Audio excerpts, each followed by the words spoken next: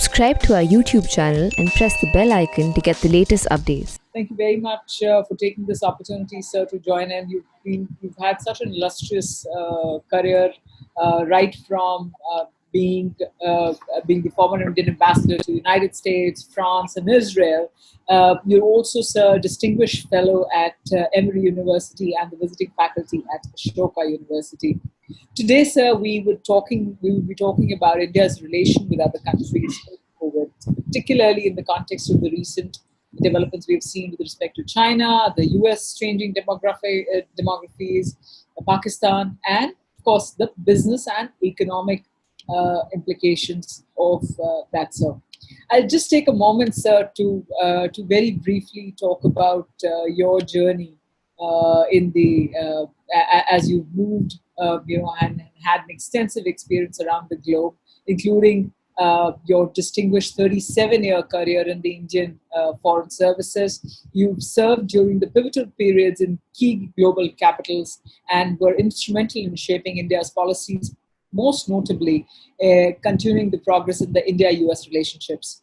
Also, the closer ties to Israel and formulation and implementation of India's policies with respect to Afghanistan, Pakistan, and Iran in the period which followed 9/11. So another period that requires expertise from legends like yourself, sir, as we start the conversation today. That's the introduction, sir, and may I please welcome the opening remarks from you. Thank you, Deepshika. And I think we're having our conversation at a critical time. You already see a lot of analysis and commentary suggesting that the COVID and its impact is going to be a pivotal moment in international relations. In economic terms, many have said that its impact is as severe, if not more severe, than that of the Great Depression in the 1920s, in terms of economic contraction that is happening all around the world. And also people are pointing out that trends in international relations, the changes in balance of power, all that are either getting accentuated or accelerated as a result of COVID. So I wanted to briefly capture in the conversation what are some of the major trends emerging, different from what we had seen or anticipated so far. First of all, relates to China. And clearly, since its reforms in 1979, China has emerged as a major political, economic, and military power. Today's China's GDP is 2/3 of the US GDP, 5 times India's GDP. It is a strong military presence in the Asia-Pacific region. But the manner in which China responded to the COVID initially has raised issues about the nature of governance in China, because there was a lack of transparency in the process through which they shared information about how the infection was spreading, what kind of precautions the other countries should take. And that was a result of the kind of governance system they have, the Communist Party-led governance system. And while certainly countries are entitled to have their own internal governance system, but if that governance system impacts on other countries, then other countries have a legitimate right to ask questions. And in this case, because China has globalized, because economically China has integrated with the rest of the world, what happened in China had a tremendous impact all over the world. And therefore, those questions are being asked about governance in China, as China becomes a more integral part politically and economically of the global system. Later, of course, China responded well in terms of containing the infections and stepping forward to help other countries who were going through the crisis at a later stage, sending assistance, sending doctors, sending equipment. But then they were criticized because many of them were found to be faulty and of poor quality. In several countries, they pressurized host governments who were receiving assistance from China to come out with statements in support of China and praising China. And that again had a negative impact in several of these countries, particularly in Europe. Many have described that China has now resorting to what is called wolf warrior diplomacy, that diplomats have been given a mandate to be aggressive, to go out there, to push the Chinese narrative. And in France, for example, the Chinese ambassador put out a message that in France, the doctors and nurses were abandoning patients in nursing homes and running away. And for a local ambassador to do that kind of thing is highly unusual. And the French foreign minister in fact, summoned the Chinese ambassador to protest that. So there have been both positive and negative reactions to the manner in which China has dealt with COVID and subsequently. The second country where the impact would have major global repercussion is the United States. Normally, when you have a crisis of this nature, since the Second World War, and especially after 1990, it is the United States that has been in the lead in bringing together global cooperation. They did that when we had the SARS epidemic in 2002-03, when Ebola threat came, and several other instances. But in this case, because President Trump has followed the practice of America first, and he has decried global cooperation. So when the pandemic happened, the United States did not organize any global effort for cooperation and just focus on dealing with the challenge within the United States itself. So as a result, at the global level, essentially, it became every country for itself, rather than an organized global response to the challenge. Also within the United States, for President Trump, who has met with tremendous opposition internally, even before the COVID infection came, and even before the present protests that are happening in the United States, one of his major achievements was the economic growth rate in the US and low levels of unemployment. So till about January, historically, US was having extremely low levels of unemployment, below 4%. So he was very keen to project that the United States was doing very well economically. And therefore, he just wanted to wish away the pandemic, that it is not there. We are doing very well, and that we will come out of it very soon. And therefore, the United States lost a lot of time before it organized a response to the pandemic. And as a result, we see large number of infections, more than 2 million infections within the United States, a large number of people who have unfortunately died. And eventually they had to do kind of a lockdown, shut down economic activity. And unemployment went up to almost 20%. And people are projecting that this year the US economy will contract by 6 to 7%. So as a result, the US, its leadership role in the global context has taken a major hit.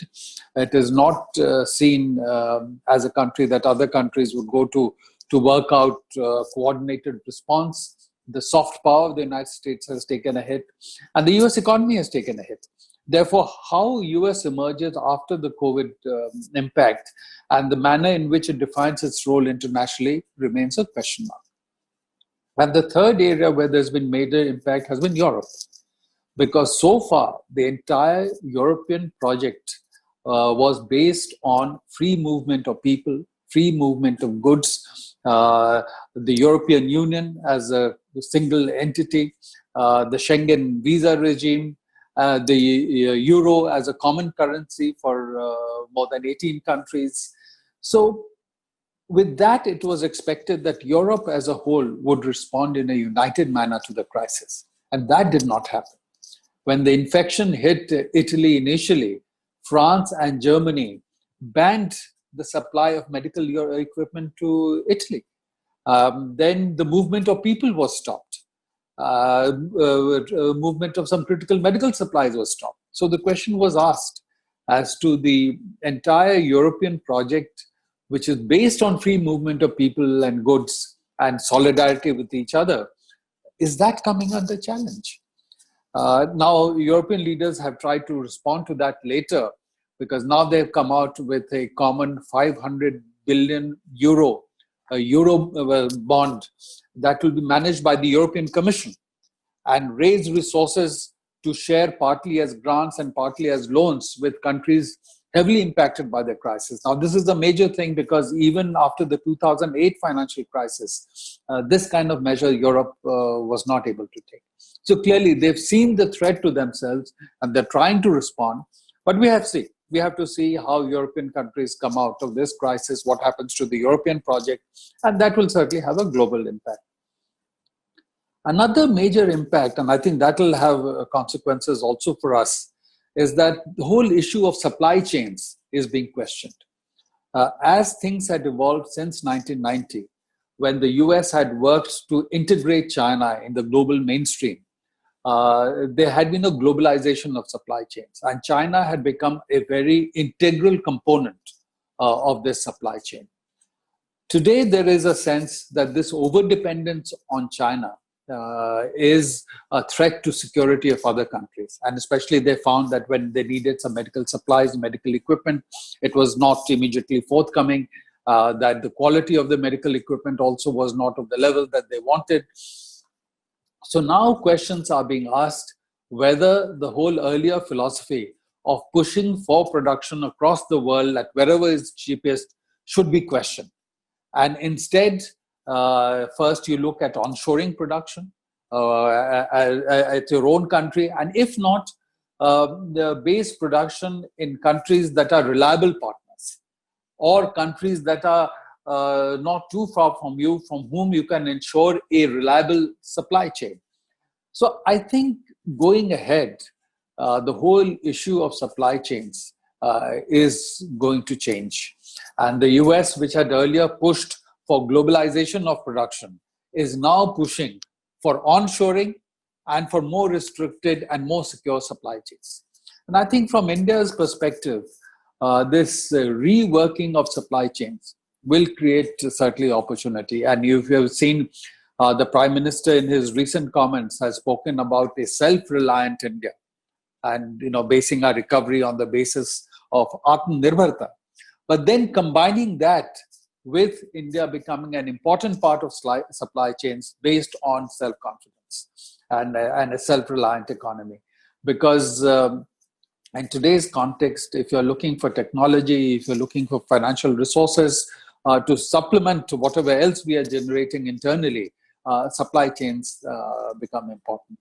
And it is as a result of that that India has also shown that despite the challenges it is facing itself, it has worked for global cooperation in the present context. It had led in organizing a meeting of SAARC countries.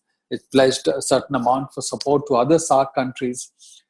India has supplied medicines in the context of COVID to more than 100 countries, and including to faraway countries in Latin America and the Caribbean.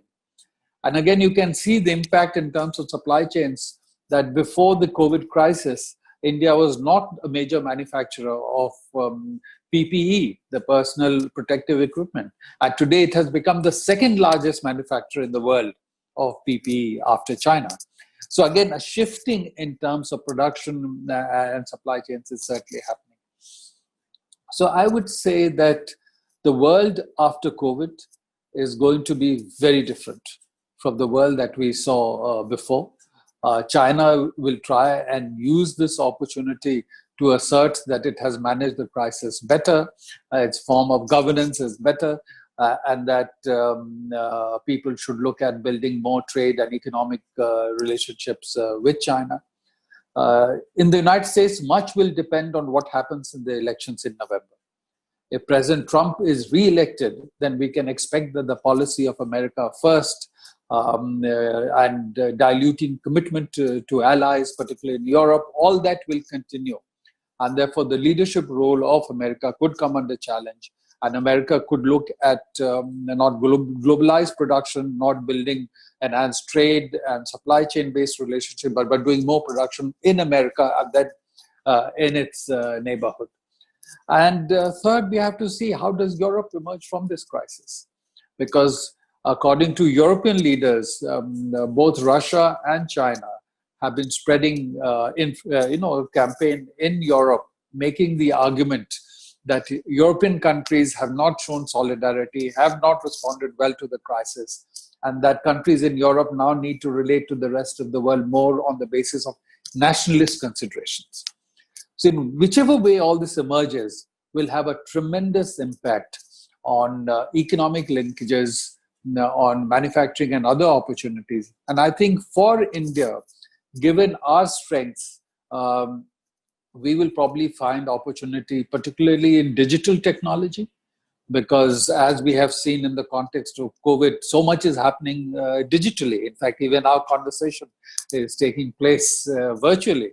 So more and more work is being forced to be done digitally, and technology is enabling that. So digital technology will play an even bigger role in our lives. And that's an area where India has some strength.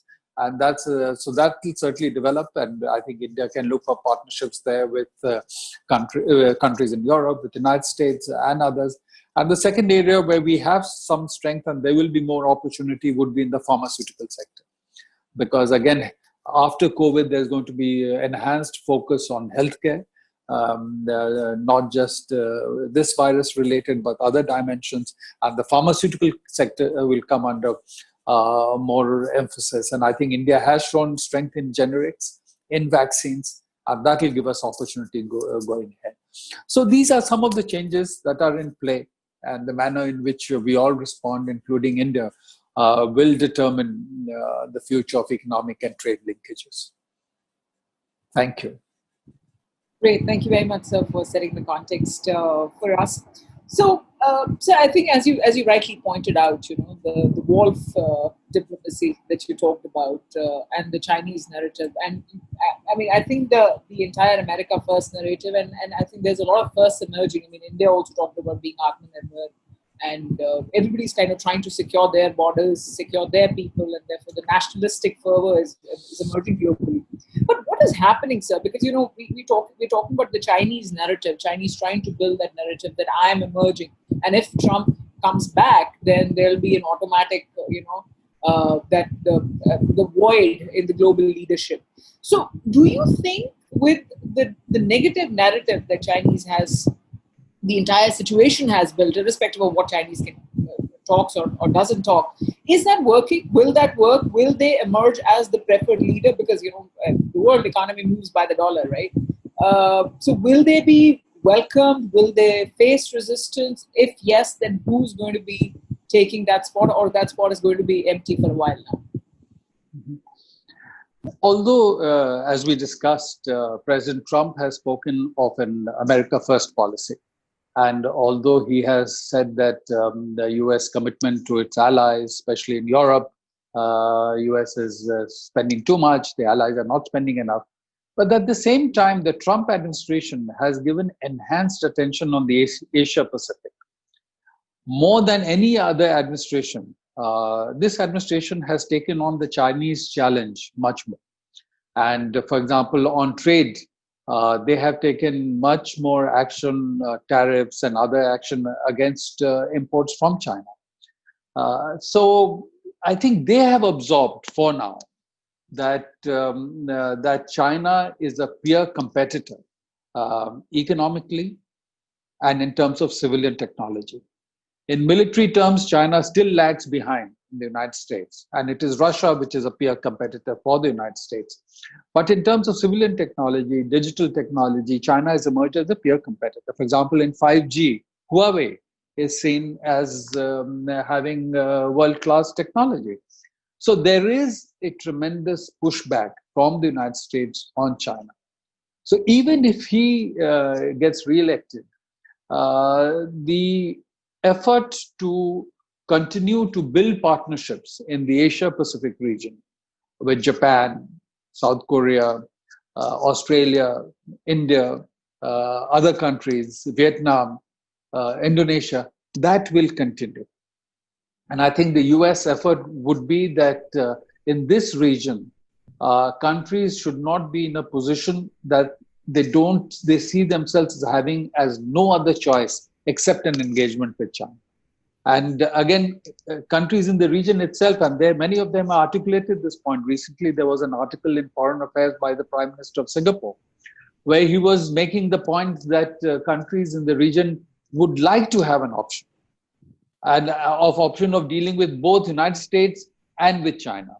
And therefore, from the US perspective, what they're trying to do is push back technologically in terms of the gains that China has made, which they believe unfairly, by forcing technology transfer from American companies, by subsidizing products, by their state-owned enterprises not quite working on the same terms as private companies do. And therefore, recently, the US president has passed an order that Chinese companies who want to list on US stock exchange have to be much more transparent in terms of their ownership and other aspects. And it is felt that it will make it difficult for Chinese companies to list now on the US stock exchange.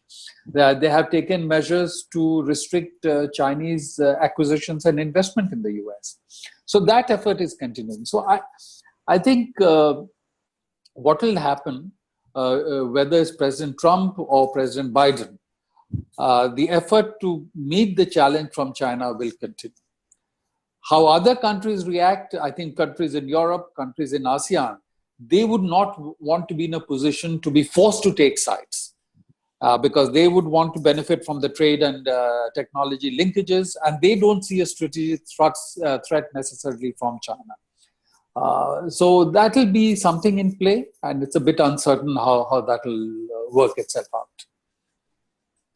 So I would, you talked about the digital supremacy that we could bring in. You also talked about, us being in pharmaceutical and some of the other areas where Indians could come forward and start delivering.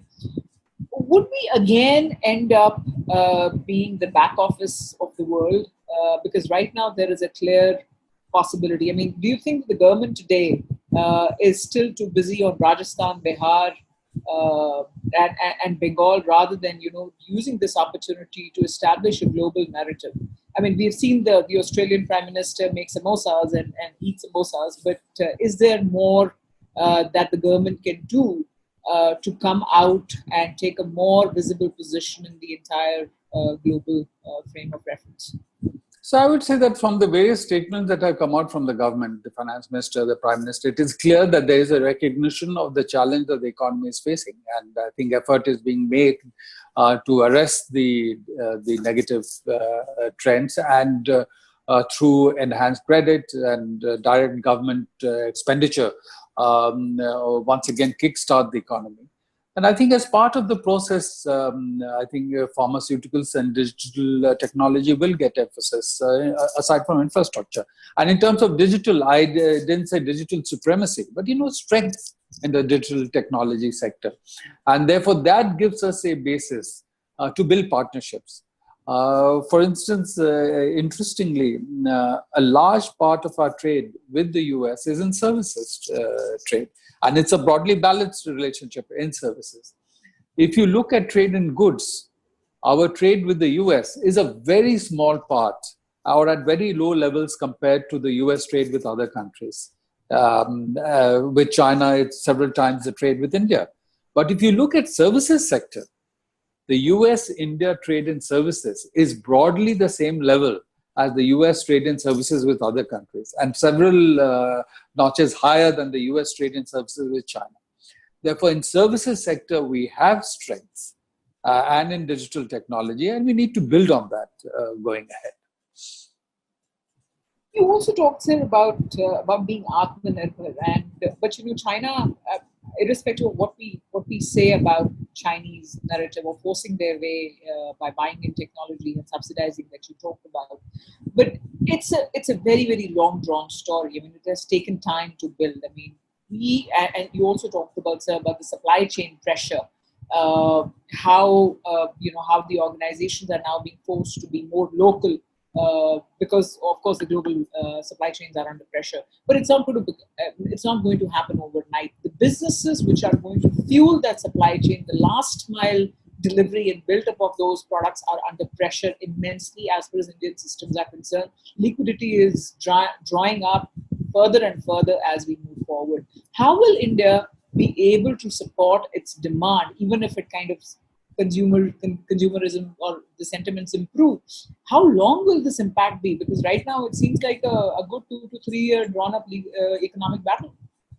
You're right. So supply chain changes will take little time. And as we discussed, there have been several comments from leaders all over the world about changing the nature of present supply chains.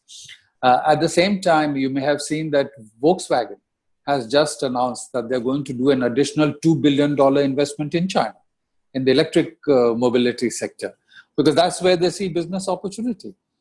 There was a survey done by an American company in Germany, and they found in the survey that more than 37% of Germans felt that the relationship with the United States was more important than the relationship with China. But 36% of Germans felt that the relationship with China was more important than the relationship with the United States, because for them, trade and economic aspect was important. Another survey in Japan, the representative of Toyota said that they're going to continue to invest in China, so long as China remains a major market. So one has to factor in that so long as the Chinese market offers opportunities, countries and companies will remain engaged. But there is going to be balancing happening in terms of new investments, in terms of building more security for supply chains. And that's where there will be opportunity also for India. Now, so far, we have obviously not been able to fully capture that opportunity, because in terms of some shifting of supply chains that happened over the past year or so, people have found that a large number went to the US, some went to Vietnam, and a very small number came to India. And similarly, we have to see that with the new rebalancing, how many more companies look at the opportunity in India. Several have spoken of that. And for that, again, a lot of things come into play in terms of import taxes, other levies, availability of infrastructure, the sort of ease of getting various clearances. So different dimensions are looked at, because when a company has many opportunities to invest in different countries, it balances out the cost and benefit. But as one can see clearly, the intent in India is to also attract this investment, because it will supplement the resources that we are putting in internally. It will also give us access to a wider global market, and it's all bring in fresh infusion of technology. So that would be important. But of course, one can't rely just on external sources. Certain amount of the internal effort, including in terms of policies, consistency of policies, infrastructure, all that becomes important. So another question, which is kind of leading up to this, and we've had a lot of conversations, the Indians stranded abroad and Indians globally. What do you see as the changes will be in the immigration and the migration space post once everything settles in and the borders open for Indians? Yes, and you're right. I think that could be another area where it will have an impact on us. For instance, remittances into India have been of the order of almost $60 billion annually. Large number of remittances coming from the Gulf and other countries. Now, Gulf economies have also taken a hit. Oil prices have come down. I mean, they've been fluctuating, but essentially they've come down. As a result, projects in Gulf will be stalled. Many people will lose jobs, and therefore many will come back. So that can certainly have an impact on remittances. Again, you're seeing reports that because the US economy has been very negatively impacted, levels of unemployment have gone up, that the US president is talking about restricting H-1B and L visas. And that will again certainly have an impact on India, because bulk of H-1B and L visas have been used by Indians and Indian companies. So with restricted availability of flights, and we don't know when the present crisis is going to end, because there are people talk of second waves, and therefore, and again, countries don't want to start flights with other countries where infection rates are still going up, or numbers of infected are going up. So when all this will normalize, it's very difficult to say. And so if it's going to take months or even more, because the chairman of the US Federal Reserve, for example, has said that he does not see the economy is bouncing back till 2021 or 2022. So if that is going to happen, then certainly movement of people, international migration, immigration, remittances, all that is going to take a hit. So what do you think, sir, is going to happen, particularly from the other parts of the world? So right now, every narrative or every, from a PR perspective, media perspective, everybody's talking between US, China, and since we are in India, what is happening to the rest of the world? What's happening in, say, South America or parts of Africa? Because Africa was supposed to be one of the more interesting areas of investment as well, where a lot of people are looking towards. What is happening in those areas? Where are they headed? So everywhere, the challenge is everywhere. If you look at Brazil, for example, and its population is 1/4 or less of India's population, and infection levels are higher than in India. And so there has been large number of people infected. In Latin American countries, others also facing similar problem. If you look at our very important partner, Russia, again, a very large number of people who've been infected there. Similarly in Africa. So there have been some countries who have been, New Zealand Prime Minister, for example, has said this, New Zealand is COVID-free now. So there have been some countries that have managed to curtail the impact. In South Korea, initially, they were able to reduce the caseload, but now then there was talk of a second wave. But I think everywhere, the infection did spread, and people, each country is trying to deal with it in its own way. They've had different variants of the lockdown. They've had different variants of social distancing. But again, I think there's a recognition that despite all this, you also need to get the economy going. And again, in many places, the people themselves have just refused to take restrictions anymore. Look at United States. People are just stepping out and going to beaches, going to restaurants and bars for psychological and other reasons. They just don't want to take the restrictions anymore. Absolutely. So, sir, I'll just I have a couple of my final questions before we move to the questions by audiences. One big question, sir, is in terms of and I would like to take you a more speculative or a guesstimate on what's to come in a crystal ball kind of a scenario.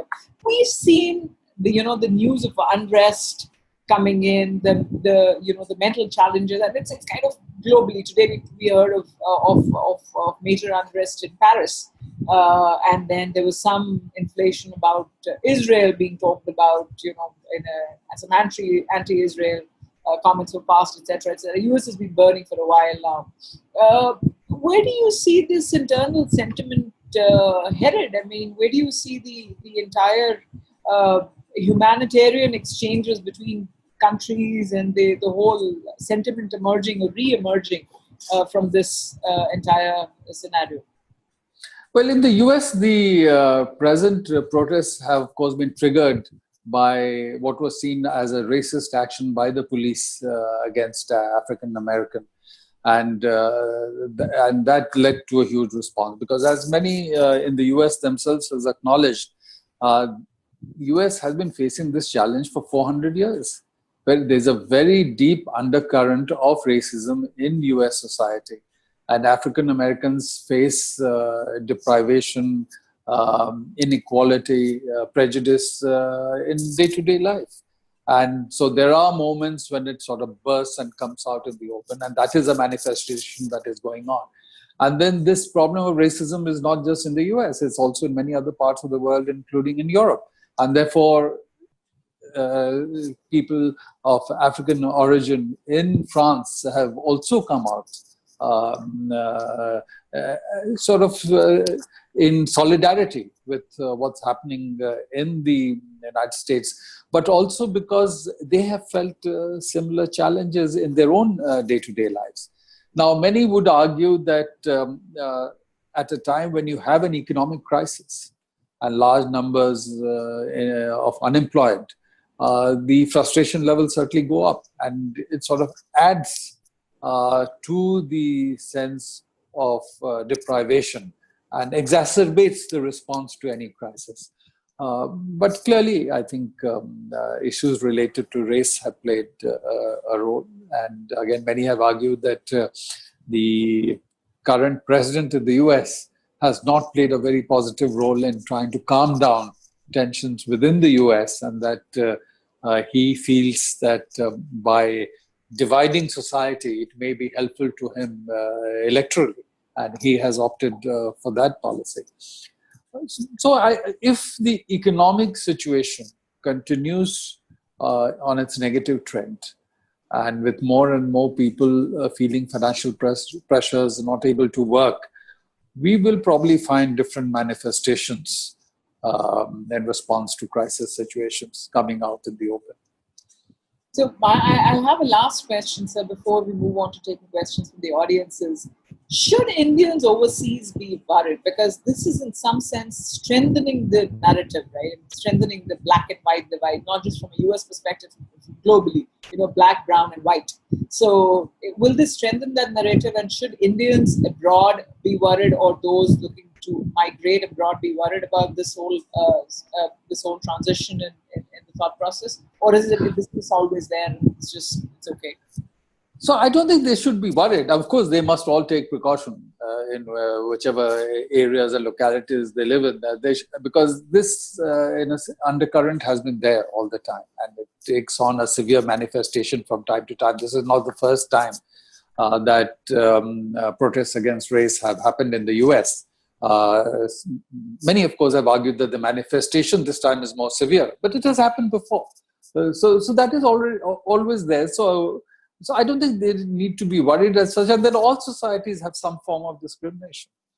And you have to deal with the challenges you're facing and look at being integrated in whichever society you are and being a positive contributor to the society in which you are, that where you feel comfortable on a personal basis in terms of the economic and other opportunity.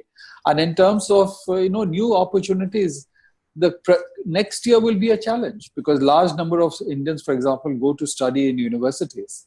Now, we don't know whether universities will open for the fall semester or not, or whether they will do that virtually.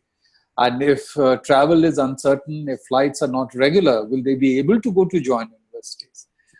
Again, if flights are not regular, how do you go on any kind of visa, be it a H-1B or L visa? Embassies are not processing visas. So I think at least for a year, as things normalize, all this will slow down. But I think once the world comes out of the COVID phase, things will get back to some extent to where they were with changes. Because even with modification, production and technology has globalized. And therefore, there will be movement of people because where technology develops through interaction. Of course, we have to see how does new technology, digital technology, enable interaction even from a distance. And if that changes things. Now, because a lot of work that was being done on the spot, if it can be done remotely, then maybe you don't need to migrate. You can do it remotely from where you are. If you can work from home in the US, then you could do the same job being in India for a US company. So maybe there can be much more of remote working. And so we have to see. We have to see how these trends play out. Great, sir. Thank you very much. That's all for my questions. I'll now move to the audience questions. There's a question coming in. What are your thoughts, sir, on the Nepal controversy? Is it a passing issue or would it snowball into a larger issue involving US and China? So, of course, that is not related to COVID. And I wanted to keep the discussion on the impact of COVID. But, I think if you look at how India has managed its relationships, India has tried to look, India's policy is to look for a multipolar world. And so that there is strategic space for India to take decisions in its own interests and does not want the global situation to be dominated by one country or the other. So it hedges its options.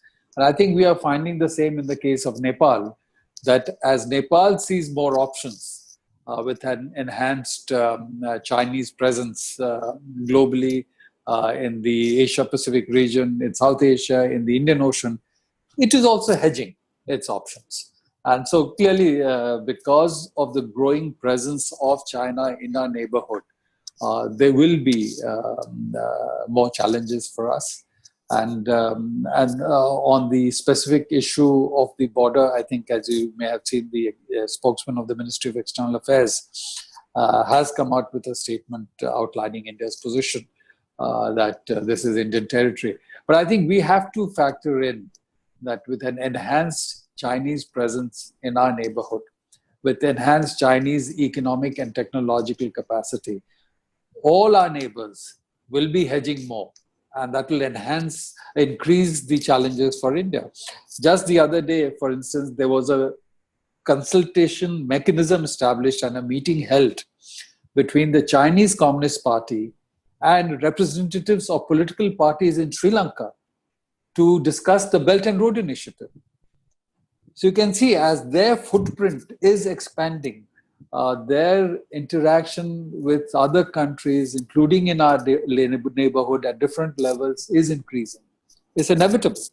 And we'll have to prepare ourselves for that and work to respond to that. And the best way to deal with that would be to enhance our own economic capability.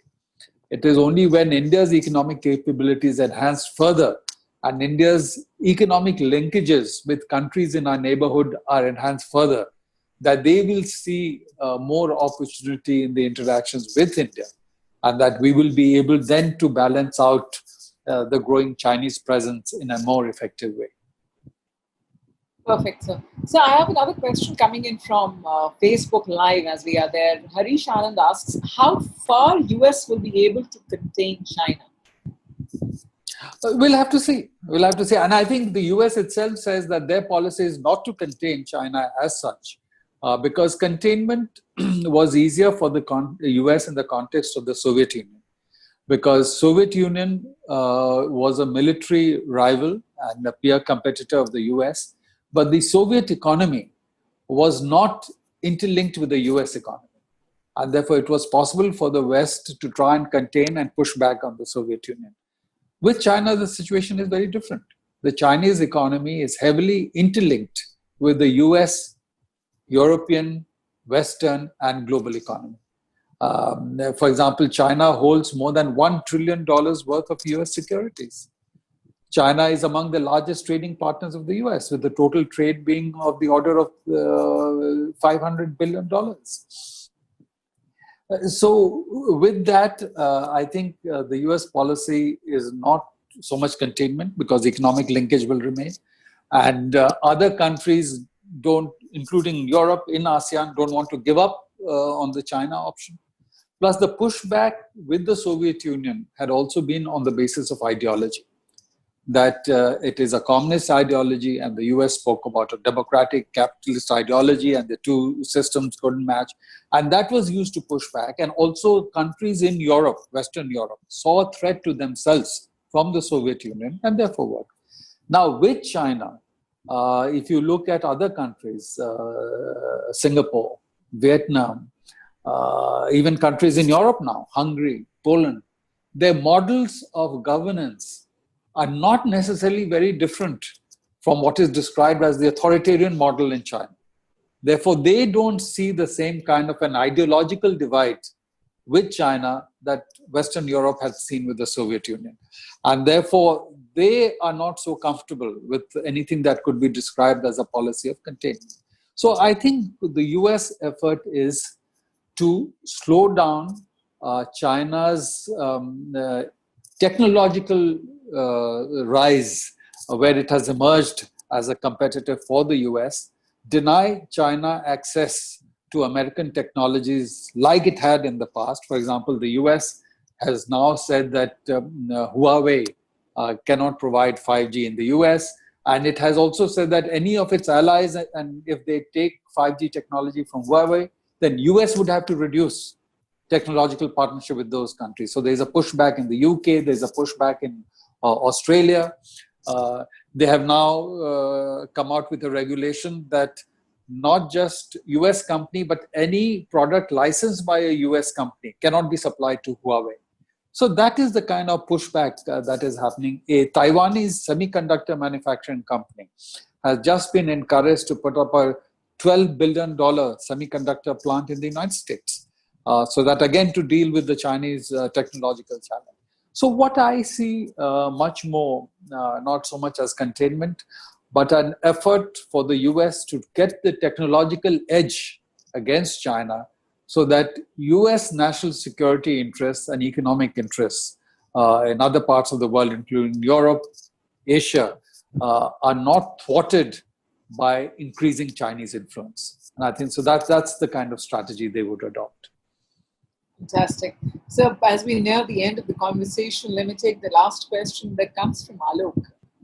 And Alok asks, India has been observing globalization and westernization over 3 decades, since the early 90s when things opened up. Do you think self-reliance is possible when Indian consumers themselves prefer imported, cheaper, better quality products? No, so I think it depends on what you mean by self-reliance. And I think it has been argued that self-reliance is not autarky, that you don't cut yourself out away from the rest of the world. It's a mechanism by which you're not dependent on others.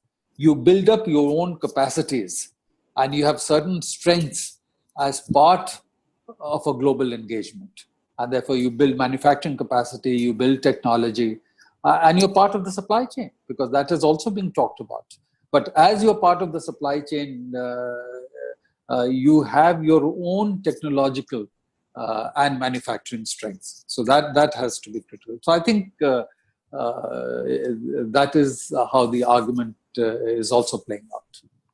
Fantastic. Thank you very much, sir, for your time and sharing with us the different facets of this entire worldly relations as they are changing in the new times.